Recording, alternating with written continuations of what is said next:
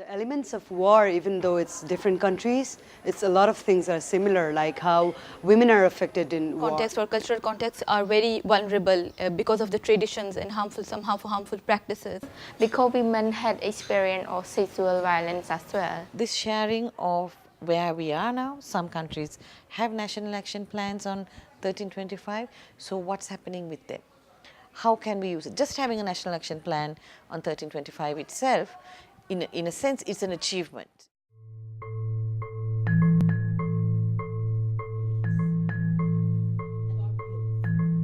So that's National Action Plan to Local Action Plan, which is LAP, and to really popularize National Action Plan, because in the barangays, women really doesn't know about it. No IEC could be done in the ground without funding. There's a stall in the implementation, especially in rural areas. How they are going through it, because they are 1 year ahead than us, no? What are the challenges they are facing for implementation? So let's make a strategy to deal with that. Impact of conflict. Bringing the equal number of women in the room already makes a difference. But we are struggling with the next step, how there's quality participation of women. So we're looking at the way that we can push the women, peace and security, and really looking for a broader gender policy that we could start to build a bigger gender platform for Australian government to use.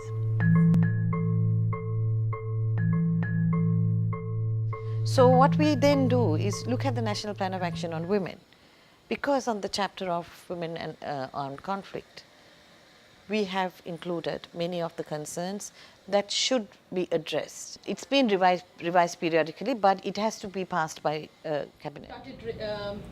Although the government of Pakistan has integrated a few of the provisions, actually some of the provisions of the 1325, but of course there is a greater need for having a holistic approach to it and having a NAP in place. Background to the conflict in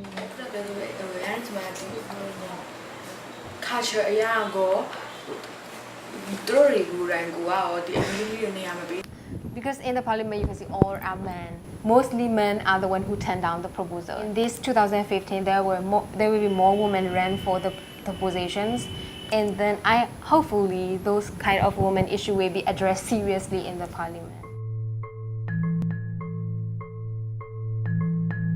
Decisions have been made already that we have to mainstream it, take the action part of 1325 and integrate to the net of violence against women. There are many women's groups in Indonesia. They haven't given participation from the government to be included in the process of drafting the NAP. And we are still drafting right now. Cross-sharing across the Asian region of what has worked in their situation, with those who have a national action plan and are trying to implement it, with those who are definitely never going to have a national action plan because they're having to find other ways to integrate it into gender and development strategies, and then with those who are really thinking about it and looking at, well, we're in the early stages, how did you do this and how did you do that?